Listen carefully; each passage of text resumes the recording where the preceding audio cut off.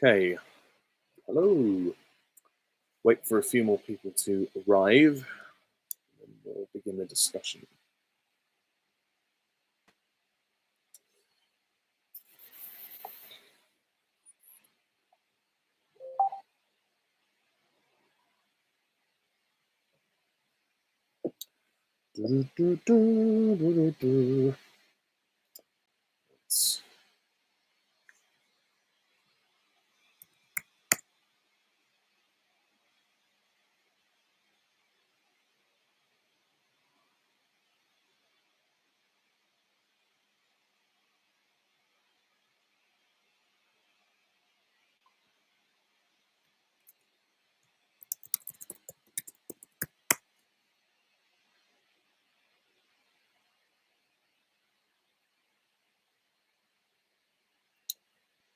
Hello, everybody, and welcome to this live stream. Wasn't expecting to do this today until I got a news article in my messenger box from Sam Harrison. So, message to you, Sam. Thank you for sending me this link. I found out literally a few minutes ago that if you're a James Bond fan, then this will affect you more than anyone else. It has been officially confirmed now by a number of sources, and this comes from the BBC, so it's one of the more reliable sources. The two long-serving producers, Michael G. Wilson and Barbara Broccoli, are stepping down from their creative control of the Bond movies going forward. They have officially confirmed now that the full creative control is going to Amazon and MGM. And obviously, as we know, during the making of No Time to Die, Amazon had invested in James Bond. So there was obviously a financial benefit for all. And obviously, it was such a struggle to get No Time to Die out there. So I can understand Michael and Barbara's decision. But reading the article as follows, and this is published by Ian Youngs, who's an entertainment reporter, today, 4 minutes ago. So, the James Bond film franchise will no longer be controlled by the Broccoli dynasty. After long-serving masterminds Barbara Broccoli and Michael G. Wilson announced they are stepping down. The Bond films were launched by Albert Cubby Broccoli in 1962 before his daughter and stepson took over. The pair will now give creative control to Amazon MGM Studios, which was formed when Amazon bought Bond's parent studio in 2022. The new deal comes after mounting speculation about the fate of the British spy 4 years after his last outing in No Time to Die, which was also Daniel Craig's final appearance in the role. Amazon will now decide which actor will take over the famous character, but there is still no timescale for when that will happen or when the next film will be made. Last year, Amazon launched a spin-off TV series 007 Road to a Million, hosted by Succession star Brian Cox. It featured 9 teams in a race to win £1 million each through a series of spy-themed challenges. However, it was poorly received by fans and critics. The statement said Broccoli and Wilson will remain co-owners of the franchise as part of a new joint venture, but Amazon MGM Studios will gain creative control. Wilson, 83, said, "With my 007 career spanning nearly 60 incredible years, I am stepping back from producing the James Bond films to focus on art and charitable projects. Therefore, Barbara and I agree it is time for our trusted partner Amazon MGM Studios to lead James Bond into the future." Broccoli, 64, added, "My life has been dedicated to maintaining and building upon the extraordinary legacy that was handed to Michael and me by our father, producer Cubby Broccoli. I've had the honor of working closely with 4 of the tremendously talented actors who have played 007 and thousands of wonderful artists within the industry. With the conclusion of No Time to Die and Michael retiring from the films, I feel it is time to focus on my other projects." Fair enough. Cubby Broccoli launched the iconic franchise with co-producer Harry Saltzman and was joined by Wilson as a producing partner for 1985's A View to a Kill. Barbara took over from her father to join Wilson as a producer for 1995's GoldenEye, and the pair have overseen every Bond film since through their Eon production house. When Amazon took over MGM, which shared the rights to Bond with Eon, Broccoli and Wilson said they would keep creative control. However, negotiations with the US giant behind the scenes may explain why there has been a long delay without any announcement about a 26th official Bond film or its star. Mike Hopkins, head of Prime Video and Amazon MGM Studios, says, "We are honored to continue this treasured heritage. and look forward to ushering in the next phase of the legendary 007 for audiences around the world. So that's the article. Obviously, I think this news will come as a bit of a double-edged sword for a lot of people. For me, that's kind of how I feel. I feel, on the one hand, there is a sense of sadness. You know, these guys have put their lives into this legacy, and to give that up to someone else is very hard. I think that can't have been an easy decision. They must have thought, we've got to think really long and hard before we make a choice like this. But it's not a secret to say that they're no spring chickens anymore. No disrespect, of course, but and they have been manning the films for quite a while. So maybe it is time for fresh blood. But at the same time, I can't help but feeling like I am sad. I'm not going to lie, because I have a lot of respect for Barbara and Michael. You know, they go with their gut. They make the choices they made. Sorry, they made the choices they made. And no matter what people said, they believed in what they did. So kudos to them. I have to applaud them for all that they have done. You know, they've really carried this franchise into the new age. It's not an easy thing to do. And I'm sure Cubby would be very, very proud of them if he was still here. And I'm sure he's looking down on them, feeling very proud. Maybe with the fact that Daniel Craig stepped away as well, it's probably the right time as well to go, because they really did like Craig. I mean, if they might have stayed if Craig stayed, but I think Craig stepping off maybe was a natural point for them to step off, because the series could really just reboot and reinvent itself once again. So maybe the timing of this isn't so bad. And on the one hand, it probably, like I said, it probably is a good thing in some ways, because I know there are some people that were not happy with No Time to Die, and that's totally, you know, to each his own on that one. With the way that they ended James Bond's character in that film, it's definitely not going to be for everyone's taste. You know, no matter what you do, if you're a producer or a director, you're going to get backlash. There are going to be some people that love you, some people that don't. And I'm not saying I agree with every decision that Barbara and Michael made, but I'm happy with what they've done, and I feel like the good outweighs the bad. And I think no matter what your thoughts are on the recent delays of Bond films, and believe me, there have been a lot of delays, and that is the one thing I think that might change now. Hopefully, now that this is confirmed, we might start hearing a few more details about Bond 26. We clearly haven't got the actor yet, so it's now no longer in the Broccoli's hands. It's obviously in Amazon and MGM's hands. So maybe we'll hear something soon. Maybe they'll start developing it right away. Now that we know who's in charge, who calls the shots now. But the fact that the Broccoli's are still going to be co-owners is quite nice. So they still have some kind of, like, they have a namesake in the franchise, and their name will be forever planted on it. Which is nice. So maybe in the opening titles for the next film, they'll credit them that way. And I would have liked to have seen them maybe stick around and try and cast a new guy and get him started on his first film. But fair enough. If that's how they feel, that's how they feel. They've made the choice. But at the same time, with the Amazon thing, I'm okay with it, provided we don't now suddenly get an oversaturation of content, because it could be very easy to water down the event that is a James Bond movie. I like when a new one comes out, because it feels momentous. It feels like, oh, we've waited a while for this. There's a big, huge press event.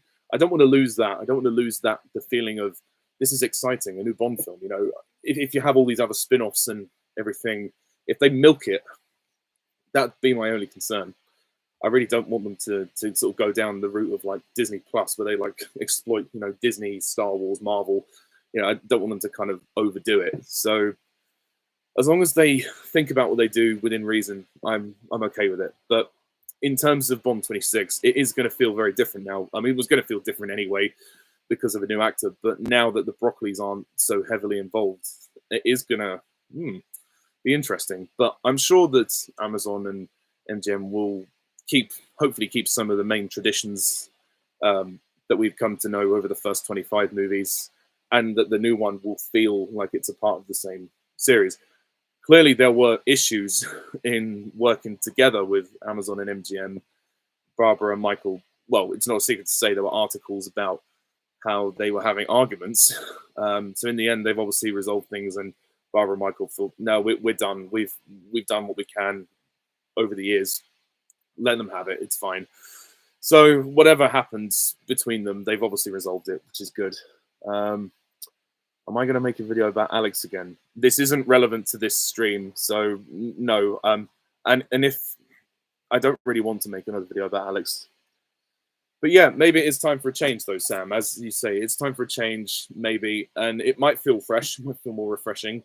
So everything happens for a reason, and that's what I believe. Whilst I'm very sad to lose Barbara and Michael. In some ways, maybe it is for the best. And before I move on, just going to pour myself a little drink. So if you just indulge me for a moment, because I do feel like, you know, almost they made a franchise last 60 years. You know, them and Cubby and Harry. We have to give credit where it's due on that. No matter what you think of them as producers or people, they did that, and that's a legacy. So if you bear with me one moment, I'm just going to pour myself a drink. And I'm going to toast to Michael G. Wilson and Barbara Broccoli. Shaken, not stirred. Thank you for everything, guys. But yeah, I'm sure we'll see them at premieres and whatever else. They will attend the events, and I'm sure they'll be asked about what they think of the new movie. But yeah, it is exciting in a lot of ways as well to see who the main producers will be credited in the next film. But we shall see. Yeah, Barbara's done amazing, Harry. Yeah, she's done really well. Yeah, No Time to Die. It's one of those things. They knew they were going to divide people with that, so maybe it's a good time to get off the train after you've made that decision to kill off the character in such a big way, which is going to divide people. So I think, I mean, to have that as the last major decision you made, I think that was planned in a lot of ways. Looking back on it now, No Time to Die, obviously for Craig's side of it, it was definitely planned, but maybe Barbara and Michael thought about it and thought, after No Time to Die, we will probably not do this anymore. So maybe if our legacy ends with us killing the character in a sort of, well, a sensitive way as much as possible. I know not everybody sees it like that, but I think the intention was for it to be a powerful, emotional send-off. So for nothing else, they tried to at least respectfully let the character die in a blaze of glory. It didn't hit well with everybody. I acknowledge that, but their intentions were noble. So there we are. Yeah, I mean, in some ways it's a shame, Nick. I get it. I get it from both sides. But in some ways I'm actually quite excited to see who will step in.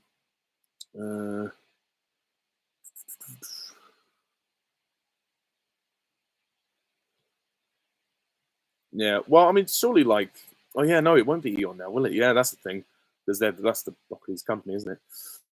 But yeah, let's hope it feels like the same series. That's all we can say.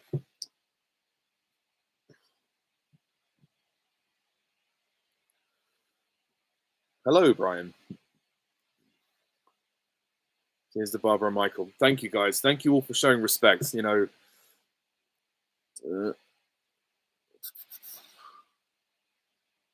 Oh yeah, glad you saw Wicked, Brian. Yeah, fantastic film, amazing film.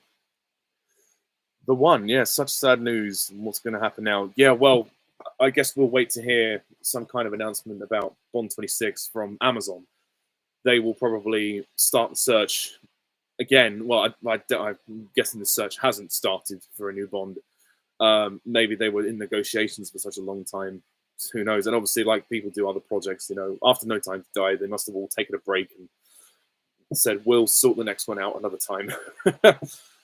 But yeah, I think though, Nick, being a co-owner, I don't know if they would be overseeing anything now. It might just be a case of they'll have their names attached to the films, so they still have a stake in it, or maybe just financially they'll have a stake in it, but they won't necessarily be earning what they used to.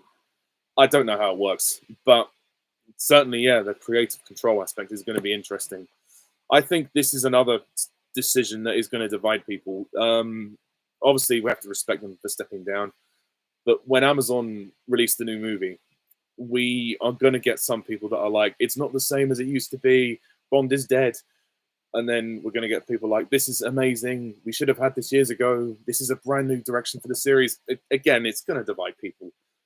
I'm kind of hoping that we get a film that is going to blow us away like Casino Royale, where it's not what we expected, but it was what we needed. So good luck, Amazon. You've got the task now to reinvent James Bond.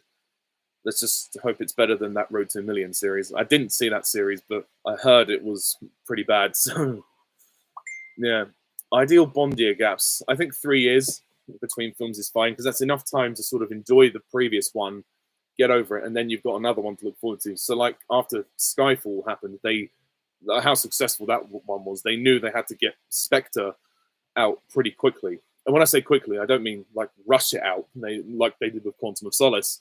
They just needed to get another one in the works, and they did. And they got it out within 3 years. Everyone was keen and enthusiastic to do it. With No Time to Die, it was one of those things. It took a long time for Craig to confirm he was coming back. But then when they were making it, they had all these issues, and then releasing the damn thing with the pandemic in the way was just unfortunate. Let's put it that way. But to me, Barbara and Michael stepped down. So if you look at the BBC article, they want to do other things. They've had enough, and they feel like they can't give any more to the series. And they just said, oh, we're handing it to them, to Amazon MGM, because they want to work on other things. That's it, really. But yeah, I mean, in terms of, and also that's another thing. No Time to Die is Michael G. Wilson's final cameo in the Bond series, at least, well, for now anyway. He appears in the Blofeld birthday party scene, which is good. But yeah, like I said, maybe again it was a natural stepping off point after Craig left as well.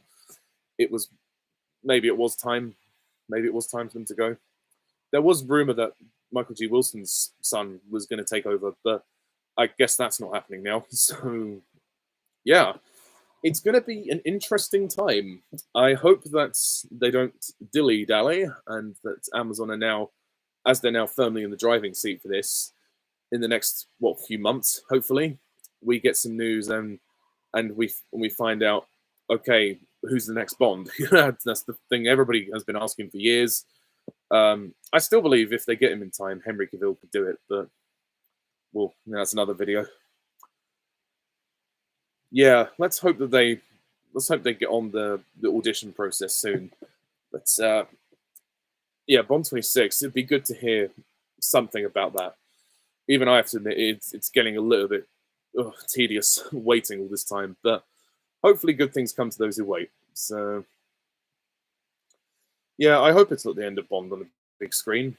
But we have to give it a chance. We've got to give it a chance and see where it goes. And as long as they remain faithful to what the Broccoli's have done, they'll be okay.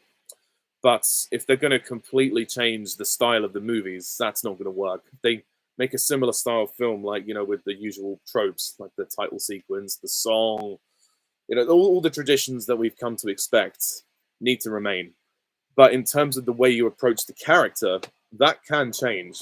That is up for reinvention, and I totally get that. So it depends on who's cast, but I'm fully up for that. But yeah, it's been almost 4 years since No Time to Die. So come on, let's get this moving. But no, this isn't about that. This is about Barbara and Michael. So yeah, thanks Barbara, thanks Michael for all you've done, and I bid you farewell. Nobody does it better. But yeah, no, I'm sure Cubby would be very proud. If they've taken it as far as they can, and they feel they've done their best, then I respect that. No worries, Monsel. Hi, how you doing? License to Kill. Yeah, it's a good choice. It's not my favorite, but I respect some of the things in it. But yeah, I think the Bond fans are definitely going to be talking quite a bit about this news. I'm waiting for Calvin Dyson's video about this. I'm sure he's going to, like me, probably do a toast about it. But yeah, I mean, I don't know what will happen with 126 now. It's things almost seem more up in the air about this movie than it did about No Time to Die before that was announced, before Craig announced he was coming back for one more. So, yeah, there's nothing else to say really. We're now kind of, well, we now know the next one is going to have a different feel in terms of the general story and obviously how it's driven through Amazon and MGM. So it might feel odd, but I just really hope that they keep that tradition, the traditional style of the first 25 films, because that's why we watch the Bond movies. That's why we love them. If they remove any of that, no one's gonna care. No one's gonna watch it. But no, I think they wouldn't have handed it to Amazon and MGM if they didn't believe they had some faith in them. They may have had their arguments, but Babs and Mickey probably thought, well, if they've got good ideas, maybe they've shared their ideas with Barbara and Michael, and they thought this is what we currently have in our heads. It might change, but this is maybe an idea of how we want to reinvent it. I don't know. Who knows? Who knows what has been said? But the main thing is, yeah, we are saying goodbye to two very dedicated, long-serving producers. No matter what you think of them, they've done a good job. And if they feel they've done a good job, I'm pleased for them. But onwards and upwards, as they say. 126, what do you think? What do you think's going to happen? I mean, who would produce the next film then? Whose name is going to be attached to it? I doubt they're going to want to choose the guy that or girl, whoever produced Road to a Million. I don't imagine they'll want to have their names on the credits, considering how unpopular that show was. But I don't know. There's a lot of people that work in Amazon, so yeah. Calvin's video. Yes, I think you're right, Nick. Yeah, Calvin will have a lot to say about this. It's come up quite a random time. I mean, I'm searching up James Bond 26 on Google just to see if there's anything else. But yeah, it doesn't really mention anything other than the producers stepping down. There's not much else to. There's not really much else to say. I think if we're thinking realistically, now that we know that Barbara and Michael aren't producing it, and Amazon are in creative control, MGM, Amazon, whatever. Realistically, again, I think a release date at the earliest, 2027 probably. That's the way it's looking. If we're lucky, end of next year, but that seems very optimistic considering the circumstances. I'd love it to be next year, but we'd have to get all news like now. We'd have to find out in the next month who the next guy is, and then if they've got writers and a script. And that's the thing. Now that Barbara and Michael aren't producing the films, I think it's very unlikely that the MI6 regulars will return. I think they'll just start completely afresh, especially with the way No Time to Die ended, Craig's era. And I think it's going to be now a complete clean slate as far as we're concerned.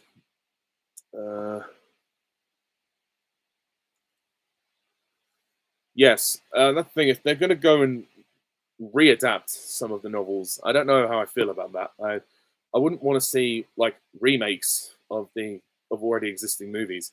I still think, okay, fair enough, take some titles from the short stories like Risico or Property of a Lady, but I don't know. Like, people have talked about them readapting some of the older ones. I don't know how I feel about that. And if Amazon are going to take it back in time as well, I don't know how I feel about that. I think they should continue.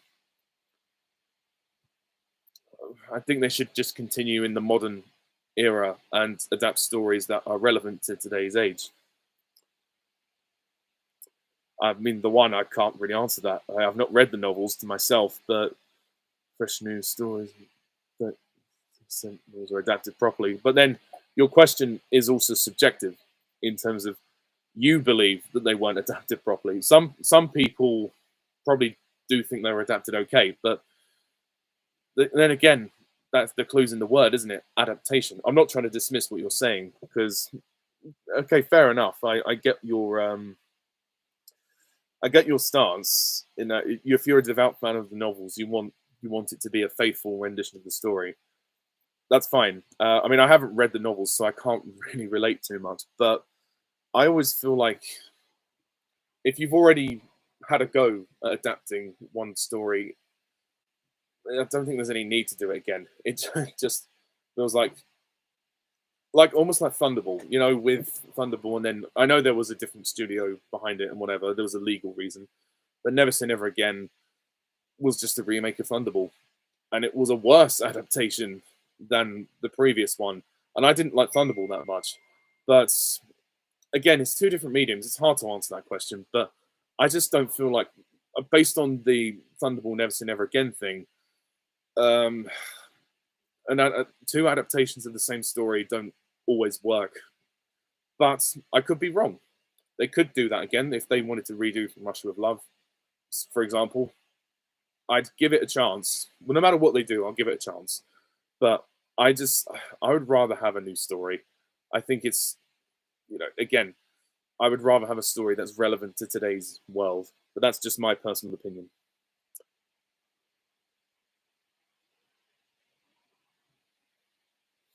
Yeah, that's true. And they've also adapted short stories as well.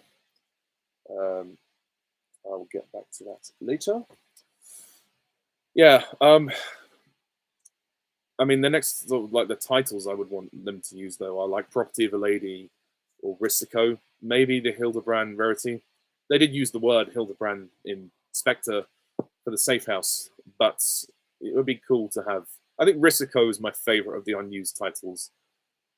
That's what I'd like them to call it. I mean, they did. There was a rumor that No Time to Die was originally going to be called Shatterhand, or it was one of the rumored titles, but it was not confirmed.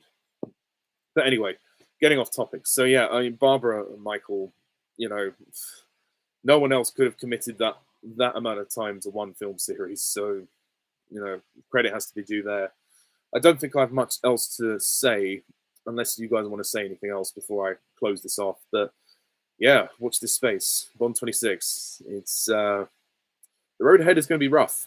I think it's going to be. I think it's going to be some time before we hear anything. But we're used to waiting, aren't we? But cheers, Barbara. Cheers, Michael. Best of luck with your future careers.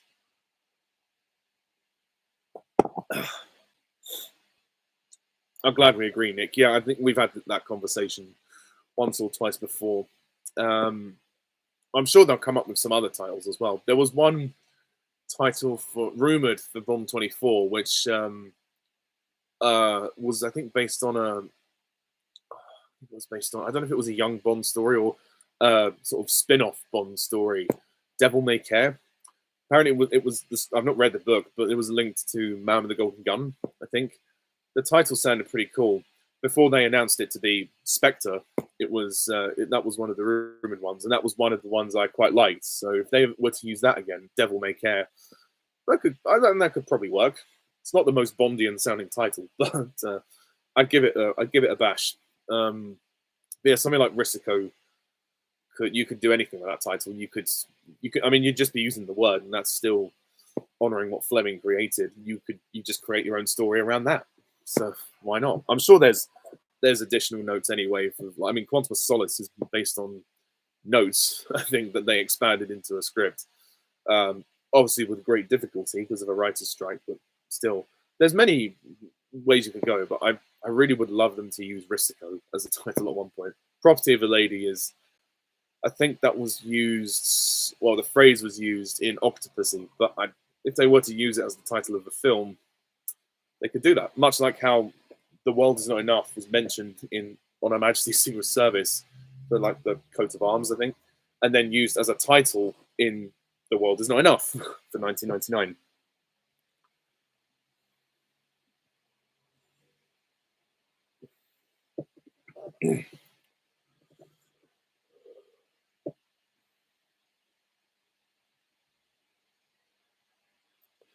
Yeah, I think that's the thing, isn't it? The one, because a lot of people found that in some of the earlier ones, pre Dalton, that he was too much of a superhero in the sense that he wouldn't have a lot of injuries. I mean, he would have some injuries, but not to the level that Craig showed. They were very heavy on the blood the brutality, the physical weight of his adventures. That might well change in the next one in terms of the harshness. Who knows? But I mean, with Dalton, they tried it, didn't they?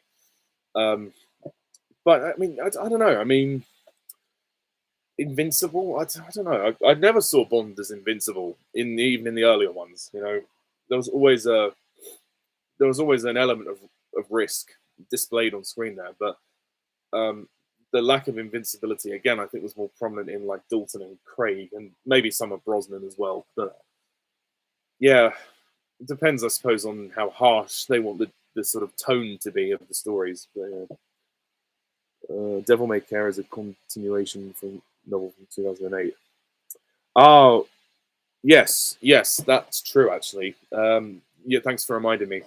Yeah, see, there we go. I mean, they could do that one, but then would it be weird to make it now if it is going to deliberately continue after The Man with the Golden Gun? They would have to adapt the novel to suit a contemporary narrative, and they would probably have to change it so much that it couldn't follow that earlier film because that film was set so long ago. But there we are. Or they might just use the title and make another story.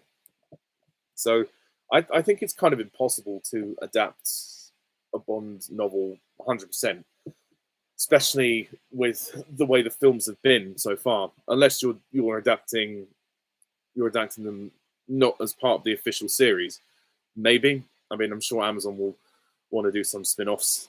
Maybe it's welcome at this point. Whilst I said I didn't want oversaturation of Bond, I'm not against having spin-offs or additional series if it's not too much and if it's done right. So yeah, there's plenty of opportunity. Shaken not stirred. Yeah, that would be an obvious choice for a Bond movie. Yeah, or that could be a behind the scenes series about making the martinis. Or yeah, there's definitely ways and means. Right. What was 3:30? Okay. Yeah. But I mean, again, everybody's gonna want different things for Bond 26, aren't they? No matter what happens, it's a full on reboot. So yeah. Top 3 underrated Bond films. Yeah, I think I'd agree with those actually. Moonraker is underrated. It is silly, yes, but I enjoy it. It's good fun. I'm a Star Wars fan as well, so I can dig it. Spectre, yeah, is probably my most underrated. I get why some people have an issue with the foster brother thing. They thought that was a bit contrived, but I still think Spectre is a beautifully photographed film. The visuals are fantastic. You know, Sam Mendes has a real artistic flair, and I actually really like the story. I don't care what people say. I think the whole global surveillance plot really is relevant to today's age. I thought it would work very well, and it actually fed into the other 3 previous films very well, and obviously leaves the door open for No Time to Die. Majesties, yeah, I guess it wasn't underrated, not underrated anymore, but back in the day it probably was. So yeah, but that one I've always enjoyed. Yeah, and that's the thing. Like, I really like Moonraker, but I'm not a fan of Diamonds Are Forever because Moonraker is good silly. It's good silly. It's fun. It only gets a bit ridiculous towards the double take pigeon. Once we get up to that point, yeah, it does get a bit silly. But I treat it as a comedy, a bit like how some people see Diamonds Are Forever. Although to me, Diamonds Are Forever was just very meh. Like the scripts didn't engage me as much. Connery was having fun, but almost feels a bit out of place in that film because the film around him feels much camper than what he's used to, and it just feels.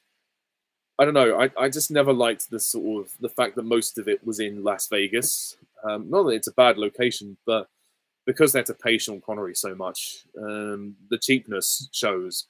It just looks like one of the cheaper Bond films. It's not the most glamorous one. And again, the story after you watch Majesties, it tanks. I'm sorry.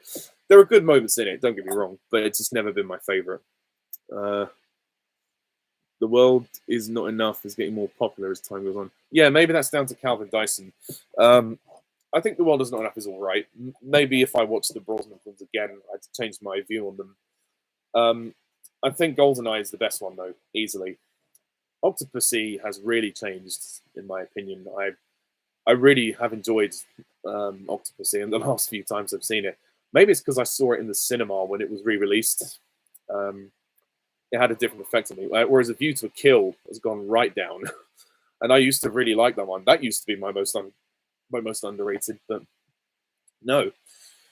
There's that's the thing I like about this franchise is there's 25 official films, and the rankings with everybody are going to be so different. It's amazing.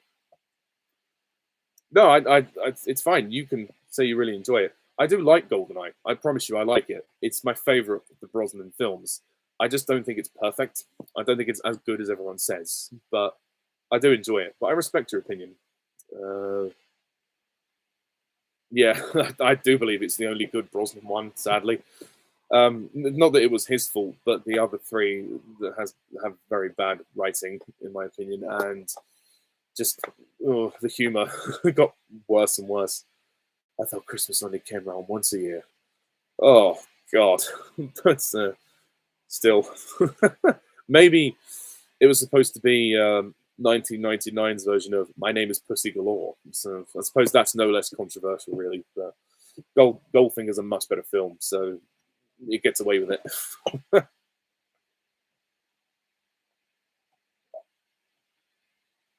Oh. Woo!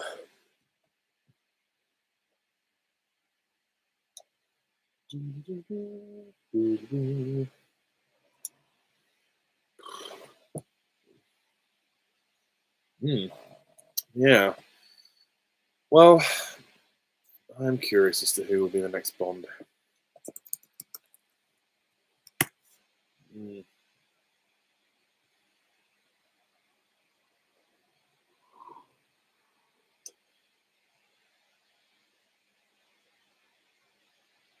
Mm.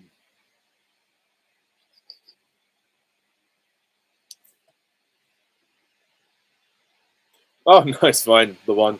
Look, if anyone here likes or even loves Die Another Day, more power to you. I'm glad you see things in it that I don't. I've just never liked that film. I cannot stand it. Yeah, I'm sorry. The humor is awful. The story is awful. Most things about it are awful. The Madonna song is the worst Bond song for me. It's just ear rape. Um, I'm sorry. I like Brosnan. I mean, he's trying his best, but the film surrounding him is just a complete mess. It's such a damn shame he had to go out with that one. Oh dear. I mean, Judi Dench is good. Okay, I'll give it that. I like Judi Dench. I like the car chase. I like the fencing scene. Apart from that, it's pretty bad. So yeah, but I can understand it being a sort of fun, guilty pleasure. If you don't want to think about the plot, you can just enjoy the action. It's not a bad action film, but as a Bond film, I think it really missed the mark, especially for the anniversary. But it was just at the point where the films became way too far fetched in the well, the 21st century. It was just it just felt almost outdated, out of its time in a lot of ways. If it had released maybe 10, 20 years earlier, maybe it would have been regarded more highly. But there we are. If you're talking about Die Another Day, yeah, okay, I could agree with that. The concept had potential, but the execution was poor. We all have our guilty pleasure Bond films. I don't think what my one is. Probably Moonraker, I suppose, is my guilty pleasure Bond film. I'm not going to deny that it has problems. It's certainly not perfect, but I have a laugh at it. I think it's fun. Uh, Although it was very weird though in 007 Legends playing the Moonraker levels, and you got Daniel Craig's Bond, yes. And it's not even Craig voicing him; it's a guy doing an impression, which was very bad. And the way they redesigned Moonraker in the game was awful, really bad. Oh, 007 Legends was a very bad game. It wasn't unplayable, but it wasn't what it should have been. It was rushed. I mean, even the Skyfall levels were not very good. But yeah.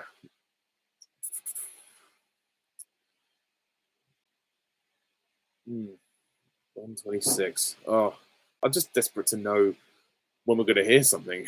I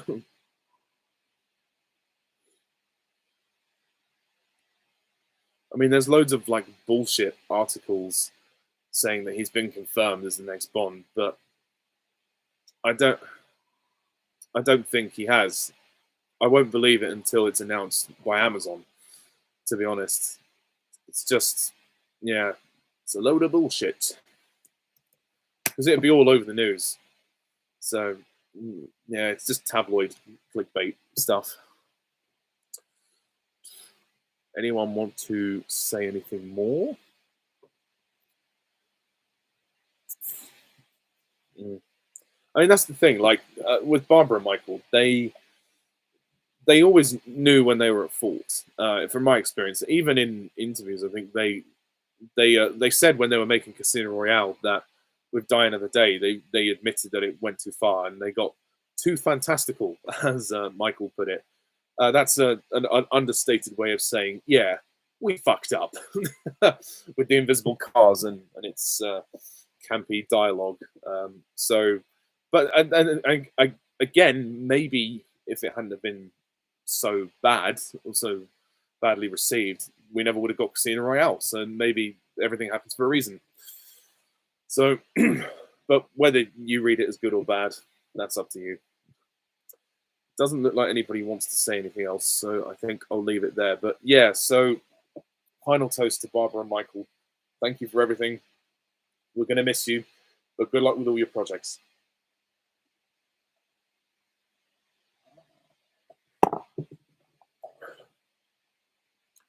Yes, I've played Everything or Nothing. I'd never finished it because it was quite hard. But yeah, I don't mind the invisible car in the games because again, the games are meant to be a bit more far fetched and they sort of they can be more outlandish. I feel like in a game you get away with it more. Um, and it was similar really for Nightfire because they went into space at the end of Nightfire. I'm on the last level of Nightfire. For me, it's hard. It's so hard. But I do enjoy the Bond games. Obviously, the newer ones with Craig are more realistic, so you don't really get many of the gadgets. They do feel like the Call of Duty clones in some regard, but still, I enjoy the James Bond games for what they are. And yeah, but I just think for Die Another Day, with how ridiculous the film already was, it just added insult to injury. Personally, um, an Invisible Car, maybe it could have worked for Roger's movies. It might have worked better for Roger Moore. I don't know. I think because the film was released in 2002, maybe it was all confused. I think Die Another Day, to me, strikes as a film that's kind of tonally all over the place. You begin with that torture scene, which is going for a bit of a harder edge, and then you get the rest of the film, which is a bit of a campy fuckfest in places. But again, if you like the film, power to you. No disrespect whatsoever, but yeah, I was never hot on the Invisible Car, as not a lot of people are. Yeah, Nightfire. I struggled with the underwater level. I mean, I had to look up a walkthrough on YouTube to get through that because it was trying to shoot the missiles into the sub, but I kept getting hit at the end, and there's no checkpoints. You had to start at the beginning. Oh my god, I nearly quit the game because it was so frustrating. But I got through it in the end. The last level is the one in space. We have to deactivate we have to shoot the switches to stop I think the pods going off or something like that. Anyway, similar sort of thing to Moonraker. I'll say though about Nightfire, I enjoyed the game, but it's probably not as good as Everything or Nothing for me. And the villain isn't that good in Nightfire, but there are some really good levels though, some really fun levels. But the controls are a bit clunky to begin with, but you get used to it. But the guy that voices Bond in the game is quite good. I'd happily have had him in the films. But Everything or Nothing, I think, was more enjoyable for me. They have stepped down because they want to focus on other things, and yeah, that's it really. There's a BBC article that explains it. Barbara and Michael have handed creative control to Amazon, so it's all in their hands now. They don't want to produce the future movies, but they are still co-owners, so they still have some kind of stake in the franchise, but they're not ultimately in charge of where the films go now. Everything or Nothing. Oh, okay, yeah. Sorry, fair enough. Yeah, Everything or Nothing. I didn't play. Oh, I don't even know if I got halfway through it. I can't remember where I got up to. I need to play it again. I've got it. I've got it on PS2. So I managed to buy a lot of the old Bond games cheap in CEX in the UK when they were very cheap. So that's helpful. But it'd be nice to get a new Bond game actually. To if we're not going to get a movie for a while, then on especially for PS5 and the next gen consoles, we haven't had a Bond game since 007 Legends, like a proper console game. So it would be nice to maybe have that again. I would love some kind of open world James Bond game, maybe, or kind of like like Star Wars Battlefront 2, the original one for the PS2, something like that for James Bond, like a Bond Battlefront or something like that, and you could have all the locations from all the movies. That would be so cool. You could play as like you could obviously have like your generic like soldiers and villain goons that you'd play as like agents, and then you could play as the heroes and play as Bond, play as all the different Bonds, play as all the villains. That would be so sick, but you need a lot of time and effort for that. They were supposed to do a Lego James Bond, but it got shelved. It got cancelled, which is a shame.